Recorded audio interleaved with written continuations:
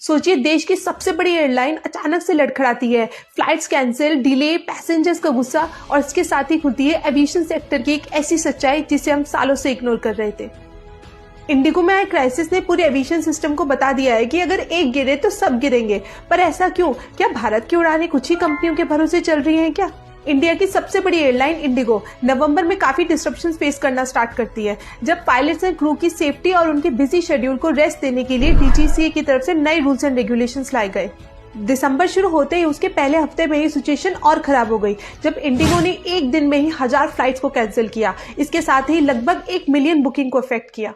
जैसे ही फ्लाइट्स के ऑपरेशन खराब हुए, पैसेंजर की कंप्लेंट सामने आने लगी, तब इंडियन गवर्नमेंट सामने आई और इंडिगो की फंक्शनिंग के लिए अलग से एक इन्वेस्टिगेशन के ऑर्डर दिए।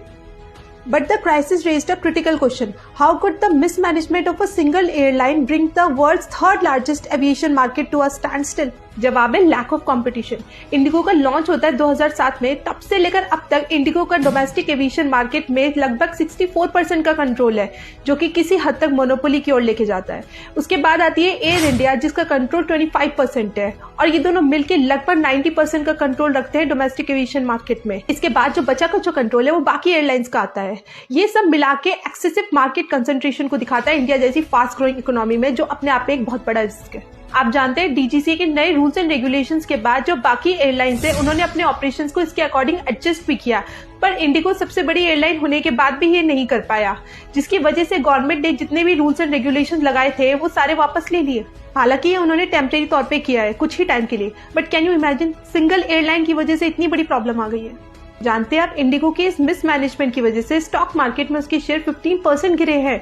इंडियन रुपी के हिसाब से 43,000 करोड़ रुपीस की मार्केट वैल्यू गिरी है। फिर आते हैं हमारे सिविल एविएशन मिनिस्टर मिस्टर के राम मोहन नायडू। पार्लियामेंट में कहते हैं हम स्ट्रिक्ट एक्शन लेंगे, बाकी एयरलाइंस के लिए एक एग्जाम्पल सेट करेंगे।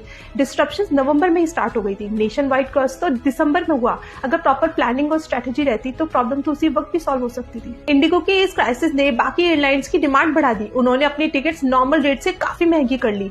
इससे सफर किसने किया? आम पब्लिक ने। इंडिगो के इस क्राइसिस ने इंडिया में एक बहुत बड़े इशू को एक्सपोज किया है, किस तरह जो बड़ी कंपनीज है उनका डोमिनेंस जो छोटी कंपनीज है उनको मार्केट कंपटीशन से हटा रही है, और दिखाता है कि लो कंपटीशन और excessive market concentration aviation sector में कितना ज्यादा आ चुका है। आज इंडिगो के इस क्राइसिस ने हमको ये जरूर दिखाया है कि मोनोपोली किस तरह इंडियन इकोनॉमी के लिए एक बहुत बड़ा थ्रेट बन चुका है। कैसे बड़ी कंपनीज मार्केट में आके स्मॉलर प्लेयर्स को मार्केट से हटा ही देती हैं, अपने एसेट्स बढ़ाती हैं, शेयर बढ़ाती हैं और कंपटीशन को खत्म कर देती हैं। इसी के साथ ही अपना पॉलिटिकल इन्फ्लुएंस सामने लाती हैं और इनोवेशन को खत्म कर देती हैं और शेप करती हैं पॉलिसीज अपने फेवर में।